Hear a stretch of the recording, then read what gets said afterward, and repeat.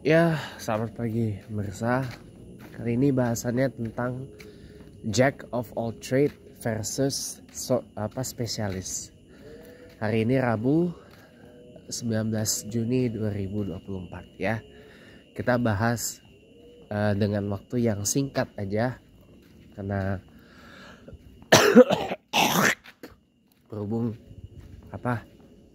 dalam beberapa menit ke depan Jakarta dan sekitarnya akan memasuki waktu sholat subuh ya. Yang muslim jangan lupa sholat subuhnya, jangan ketinggalan, jangan kesiangan, jangan malas. Ya, kalau kerja aja bisa on time, masuk sekolah bisa on time, masuk kuliah bisa on time ya. Mau jalan-jalan aja on time, masa iya sholatnya ngaret nggak on time, kan nggak bagus itu. Ya, makanya apalagi salat subuh itu dalam satu riwayat hadis disebutkan adalah salat yang disaksikan oleh malaikat. Nah, yuk kita ramaikan masjid dan musala kita salat subuh sama-sama, kita salat subuh berjamaah dan ajak seluruh keluarga untuk meramaikan masjid dan musala ya. Kita salat subuh sama-sama, salat subuh berjamaah ya. Salat pun harus on time juga, salatnya juga harus otomatis juga gitu ya. Oke. Jack of all trade itu artinya adalah orang yang memiliki berbagai keahlian tertentu ya. Itu biasanya orang yang memiliki lebih dari satu keahlian atau lebih dari satu kepakaran. Orang yang memiliki lebih dari satu lebih dari satu kemampuan lah intinya itu. Sementara kalau spesialis artinya adalah orang yang memiliki satu keahlian yang terpusat. Orang yang memiliki satu kepakaran tunggal yang terpusat di bidang itu aja gitu loh. Contoh kayak yang saya kasih simpel aja ya, dokter spesialis. Dokter spesialis itu kan di belakangnya itu ada SP-nya. Contoh SPKJ, spesialis kesehatan jiwa. Terus SPOG, spesialis lupa saya. Terus dokter spesialis gizi, dokter spesialis mata, spesialis telinga, hidung, tenggorokan, THT. Artinya kan fokusnya di situ, di bidang itu, dan masih banyak lagi. Dan orang juga ada spesialisasinya apa. Nah, di dalam dakwah keislaman pun juga ada spesialisasinya.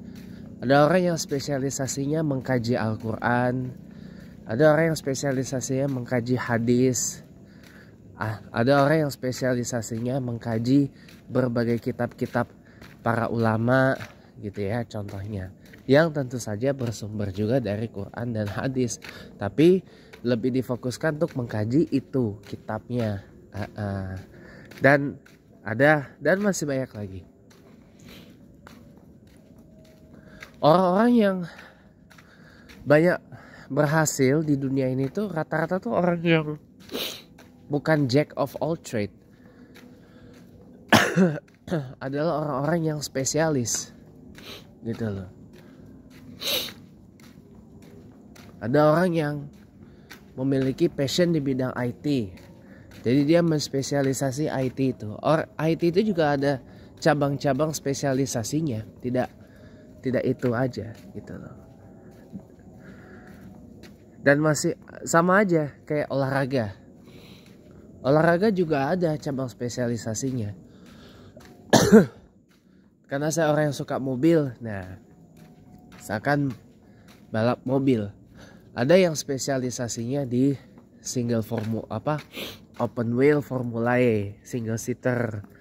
Ada yang spesialisasinya di rally, ada yang spesialisasinya di speed off road, ada yang spesialisasinya di touring car, Grand Touring, GT, atau Le Mans dan sebagainya. Nah itu contoh kayak Tom Christensen tuh kan nggak pernah ngebalap di F1 tapi dia sukses menjadi jawara 24 jam Le Mans 9 kali ya, lebih dari Michael Schumacher dan Lewis Hamilton yang sama-sama mengkoleksi 7 gelar juara F1. Bedanya Hamilton belum pernah membalap di ajang non Formula E. Kalau Schumacher pernah ngebalap di ajang Formula E, di ajang di luar Formula E gitu, tapi nggak sukses gitu. Jadi begitu, dua-duanya sama-sama bagus, dua-duanya sama-sama mengarah ke jalan kesuksesan. Mau jack of all trade ataupun spesialis itu dua-duanya sama-sama oke, sama-sama bagus gitu loh. Cuman kalau saya adalah tim yang sangat mengagungkan orang itu memiliki satu keahlian terpusat, tapi dia berkembang dari situ. Jadi saya adalah tim spesialis, teman-teman. Nah, saya ini juga bingung mau spesialisnya di bidang apa saya ini gitu loh. Ya, karena di sini orang masih melihat titel, melihat ijazah, melihat legalitas dari education certificate-nya. Saya cuma mau bilang, ya, ijazah sekolah itu tanda kita pernah bersekolah, bukan tanda kita pernah berpikir.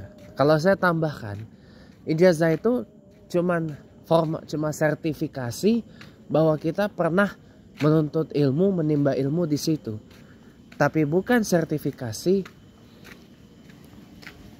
yang menjamin kita ahli di situ, kita pakar di situ.